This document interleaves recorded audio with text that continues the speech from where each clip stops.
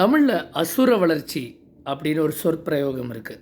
அது சூரியகுமார் யாதவுக்கு தாங்க ரொம்ப பொருத்தமாக இருக்கும். ஏன்னா இன்டர்நேஷ்னல் டெபியூ பண்ண ஒரு 3 ஆண்டு காலத்தில் ஆல்ரெடி இந்தியாவோட புது கேப்டனாக ஒரு ஃபார்மேட்டாக இருந்தாலும் இந்தியாவோட புது கேப்டனாக இந்தியா சமீபத்தில் T20 வேர்ல்ட் கப் ஜெயித்து பிற்பாடு ரோஹித் சர்மா ஆஃப்கோர்ஸ் ஒரு பக்கம் ரிட்டையர் ஆகிறாரு. அதுக்கப்புறம் அடுத்த கேப்டனாக நியமனமாக இருக்கார் சூரியகுமார் யாதவ். பட் இந்த பாதை வந்து ரொம்ப ரொம்ப இன்ட்ரெஸ்டிங்கான பாதை. அதை தான் நம்ம பார்க்க போகிறோம். ஆரம்பிக்கலாங்களால.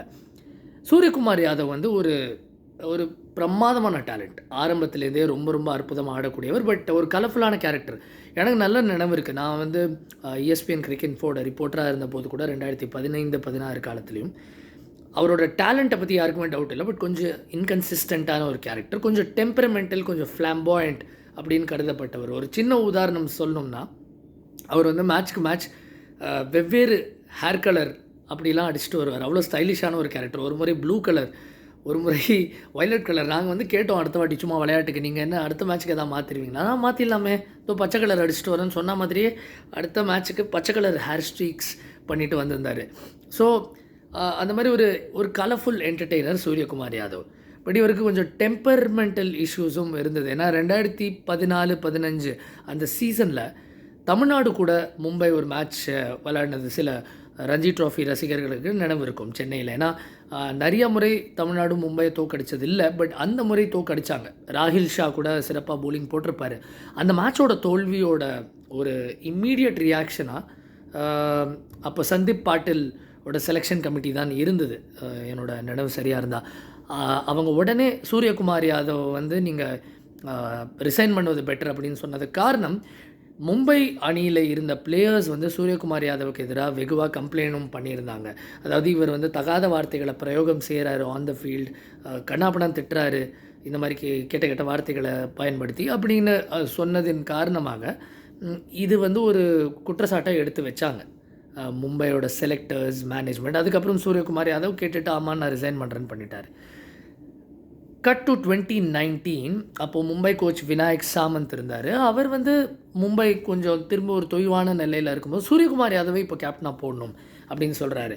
அண்ட் அதுக்கு வந்து ஆமோதித்தது வந்து அவங்களோட சேர்மன் ஆஃப் செலக்டர்ஸ், இப்போ இந்தியாவோட சேர்மன் ஆஃப் செலக்டர்ஸான அஜித் ஆகர்கர் அப்போது மும்பை சேர்மன் ஆஃப் செலக்டர்ஸாக இருந்தார்.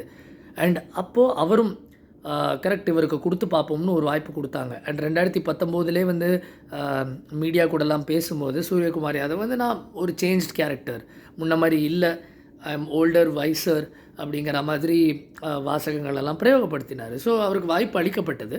பட் அந்த சீசன் சையத் முஷ்டாக் அலி ட்ராஃபியில் மும்பை சரியாக ஆடலை. அதுக்கு பிற்பாடு கோவிட் வந்தது. பின்னர் 2021 மார்ச்சில் வந்து டெபியூ பண்ணிட்டார் சூரியகுமார் யாதவ். அண்ட் அப்படியே அவரோட இன்டர்நேஷ்னல் கரியர் டேக் ஆஃப் ஆனோடனே இந்த மும்பை கேப்டன்சி பிரயாணம் எல்லாருமே மறந்துட்டாங்க.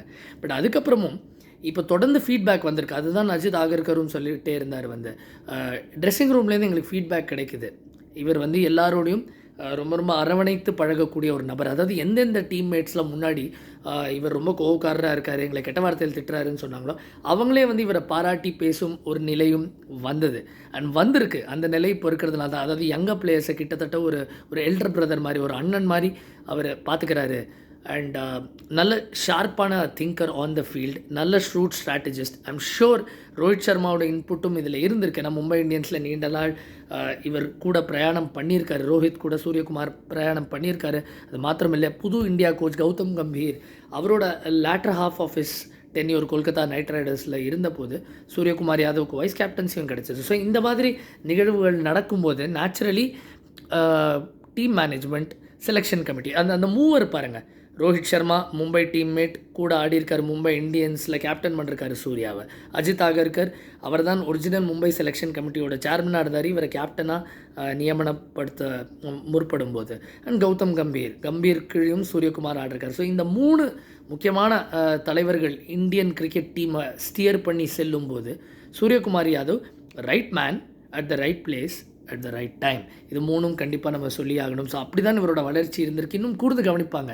நேற்று பிரமாதமாக அவர் ஆடி ஜெயிச்சு கொடுத்ததை பார்த்தோம். இன்றும் செகண்ட் T20 நீங்கள் பார்க்கலாம். India vs Sri Lanka, Sony Sports 10/4 தமிழில். தேங்க்யூ ஃபார் வாட்சிங் this video. Do like, share and subscribe.